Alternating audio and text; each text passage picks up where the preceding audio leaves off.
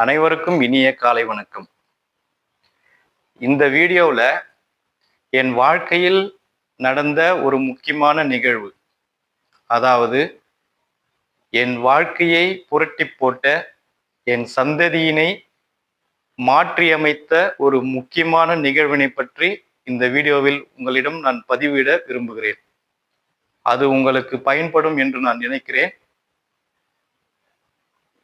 டைரக்டா கருத்துக்கு போவோம். ஒரு 2011, 12 அந்த வருஷ வாக்குல நான் ஒரு தனியார் பள்ளியில ஒரு ஆங்கில ஆசிரியராக ரூபாய் 15,000 சம்பளத்துல நான் வேலை செஞ்சுட்டு வரேன். அந்த ஸ்கூல் ஒரு நல்ல ரெப்யூட்டட் ஸ்கூலு. அந்த காலகட்டத்துல மற்ற தனியார் பள்ளிகளை காட்டிலும் அந்த பள்ளியில நல்ல சம்பளம் கொடுக்குறாங்க. அந்த 15,000ங்கிறது ஒரு நல்ல ரீசனபிளான சம்பளம், ஒரு சாட்டிஸ்ஃபைடான சம்பளம். நல்ல ரெப்யூட்டட் ஸ்கூலு, நல்ல ஒரு கௌரவமான ஒரு போஸ்ட்டு, ஒரு நல்ல அட்மாஸ்பியரு, எல்லாமே நல்லா இருக்கு. இது ஒரு பக்கம் இருக்கட்டும். அந்த 2012வது வருஷம் தமிழ்நாடு கவர்மெண்ட்ல இருந்து ஒரு கால்ஃபர் வருது, டிஆர்பி. இந்த டிஆர்பிக்கு நான் குறைஞ்சபட்சம் ஒரு 6-7 வருஷம் ஒத்த காலில் மீனுக்கு காத்து நிறந்த கொக்கு போல 6-7 வருஷமா நான் இந்த வாய்ப்புக்காக காத்து நிற்கிறேன். அந்த வாய்ப்பு இப்ப எனக்கு வந்திருக்கு. மார்ச் மாசம் கவர்மெண்ட் கால்ஃபர் பண்ணியிருக்கிறாங்க. அந்த வாய்ப்பு ஒரு பக்கம் இருக்கு. இந்த பள்ளியில ஆங்கில ஆசிரியராக வேலை செய்யற பணி 15,000 ரூபாய் சம்பளம் இன்னொரு கையில இருக்கு. இப்போ அந்த டிஆர்பில என்ன பிரச்சனைன்னு பாத்தீங்கன்னா, நான் படிச்சது காமர்ஸ். இப்போ நான் வேலை செய்யறது இங்கிலீஷ் டிபார்ட்மெண்ட். 2003லயே பாத்தீங்கன்னாக்கா நான் எம்காம் படிச்சு முடிச்சுட்டு எல்லா படிப்பையும் யாரை கட்டி ஓரம் கட்டிட்டேன்.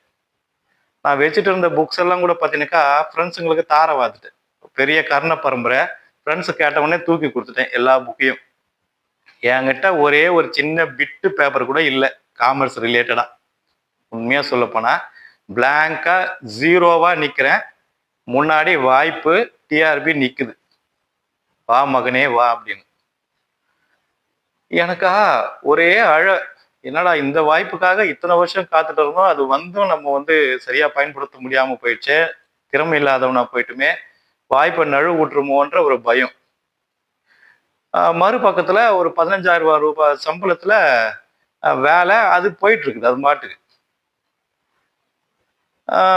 அந்த ஸ்கூல்ல என்ன ஒரு ஹேபிட் அப்படின்னாக்கா, ஒவ்வொரு வருஷத்தினுடைய கடைசியில ஒரு விருந்து வைப்பாங்க. எல்லா ஆசிரியர்களுக்கும் ஒரு விருந்து வச்சு, யார் விருப்பம் இருக்குது தொடர அவங்கெல்லாம் விருந்து சாப்பிட்டுட்டு வீட்டுக்கு போகலாம். யாரு அடுத்த வருஷம் தொடர விருப்பம் இல்லையோ அவங்க அன்வில்லிங் லெட்டர் எழுதி கொடுத்துட்டு அவங்களும் வீட்டுக்கு போகலாம். இப்போ எனக்கு வில்லிங் கொடுக்குறதா அன்வில்லிங் கொடுக்குறதா ஒரே மனப்போராட்டம்.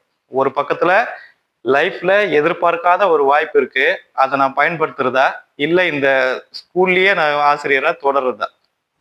உங்களுக்கே தெரியும், ப்ரைவேட் ஸ்கூல்ல டீச்சரா ஒர்க் பண்ணிக்கிட்டே டிஆர்பி படிக்கிறது அப்படிங்கிறது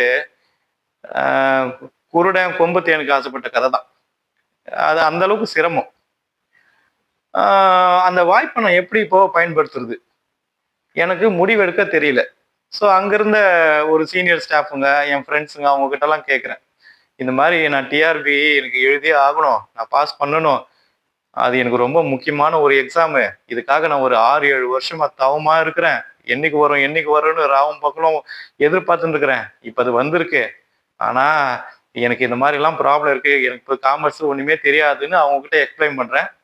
அவங்க என்ன சொல்றாங்க, ஏன்பா இந்த மாதிரி ரொம்ப இதுவா இருக்கு, அரசனை நம்பி புருஷனை கைவிட்டுறாத, டிஆர்பி நீ எழுது, நான் வேணான்னு சொல்லல, ஆனா இந்த ஸ்கூல்ல ஒர்க் பண்ணிக்கிட்டே கண்டினியூ பண்ணிக்கிட்டே எழுதுப்பா அப்படிங்கிறாங்க. சரி, இதுதான் நல்ல முடிவுன்னு சொல்லிட்டு நான் என்ன பண்ணேன், என்னுடைய மனசை தேத்திக்கிட்டு நல்லா விருந்து சாப்பிட்டுட்டு திருப்தியா வண்டி எடுத்துட்டு ஸ்கூல் காம்பவுண்டு விட்டு வெளியே வந்துட்டேன். ஒரு பர்லாங் வந்த உடனே திடீர்னு ஒரு நெஞ்சில ஒரு இடி விழுந்த மாதிரி விழுந்துச்சு. டேய் வாசு, எங்கடா ஓடுற, எங்க ஓடுற வண்டியை தூக்கிட்டு, நீ இருக்க வேண்டிய இடமா அது? டேய், உன்னுடைய வாழ்க்கையினுடைய லட்சியம் என்னடா? நீ எத்தனை வருஷம் கனவு கண்டிருப்ப, எத்தனை வருஷம் நீ அழுதுருப்ப, இந்த வாய்ப்புக்காக ஏங்கி இருப்ப. உன் ஜெனரேஷன்ல எவனும் ஆடு மாடு மேய்ச்சவன் எவனும் படிக்கலடா. உன் அப்பா 5ஆம் கிளாஸ் படிச்சாரு, உங்க அம்மா ஸ்கூலுக்கே போல. உங்க அண்ணன் 10th, உங்க அக்கா 10th. நீ தாண்டா இது வரைக்கும் வந்திருக்கிற. எங்கடா ஓடுற இந்த வாய்ப்பை விட்டுட்டு? அப்படின்னு திடீர்னு ஒரு இடி இறக்குன மாதிரி என் மனசுல ஒரு போராட்டம். என்ன இது உண்மைதான் போல இருக்குது.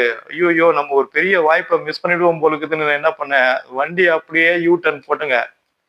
ஸ்கூலுக்கு போயிட்டு கரஸ்பாண்டுக்கு முன்னாடி போய் நிக்கிறேன். Madam, I want leave for a month, full of May month அப்படிங்கிற. ஒய்? அவங்க கேக்குறாங்க, ஒய் மேடம், நான் டிஆர்பிக்கு படிக்கணும் மேடம். அவங்க ஜஸ்ட் ஸ்மைல்டு. ஓகே, நீங்க எடுத்துங்க அப்படின்ட்டாங்க. அப்போ அடா நிம்மதி ஆயிடுச்சு, நம்மளுக்கு லீவ் கிராண்ட் பண்ணிட்டாங்க. அப்போ அடுத்த வருஷம் நம்ம தொடரலாம். அடுத்த ஸ்டேட்மெண்ட்டு, உங்களுக்கு சம்பளம் கொடுக்க மாட்டாங்க அப்படின்னாங்க. ஓகே, பரவாயில்லங்க மேடம், நான் வந்து டிஆர்பிக்கு படிக்கிறேன், 15,000 போனாலும் பரவாயில்லன்னு சொல்லிட்டு அந்த வேலையை ஒரு மாசம் நான் நிப்பாட்டிட்டு வீட்டுக்கு வந்தா 0ல நிக்கிறேன். 0ல இருந்து நான் ஸ்டார்ட் பண்ணணும். ஓகே, சிலபஸ் நெட்ல டவுன்லோட் பண்ணேன். அதுக்கப்புறம் அதுக்கு தேவையான புக்ஸ் எல்லாம் என்கிட்ட ஒண்ணு கூட இல்லை.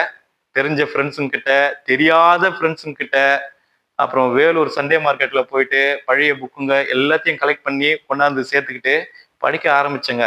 2 மாசம் டே அண்ட் நைட்டு, ஒரு நாளைக்கு குறைஞ்சபட்சம் 15 மணி நேரம் தரவா படித்தேன். டிஆர்பிக்கு கான்ஃபிடென்ட்டாக போனேன். எக்ஸாம் ஹாலில் அந்த கொஷின் பேப்பரை பார்த்த உடனே கண்டிப்பாக நான் டிஆர்பியில் செலக்ட் ஆகிடும்னு எனக்கு ஒரு கான்ஃபிடென்ட் வந்துடுச்சு. ஏன்னா எல்லா கேள்வியும் எனக்கு தெரிஞ்ச மாதிரியே இருக்குது. எழுதின பரீட்சை ஒரு நாள் ரிசல்ட் வந்தது.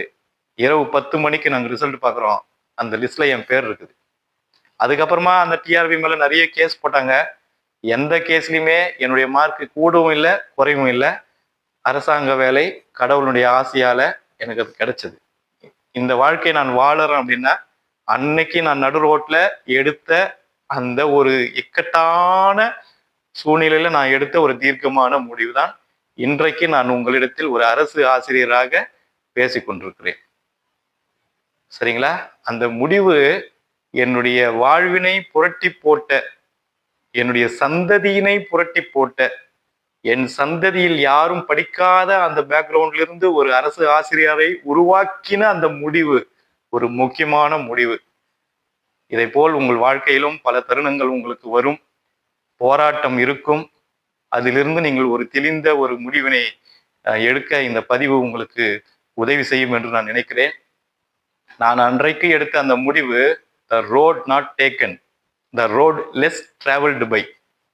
ஆம், நான் 99 பேர் எடுத்த முடிவை நான் எடுக்கவில்லை. நான் மாற்றி யோசித்து, ஒருவராக நின்று, வித்தியாசமாக யோசித்து ஒரு புதிய முடிவை எடுத்ததனால் நான் இன்று நன்றாக இருக்கிறேன்.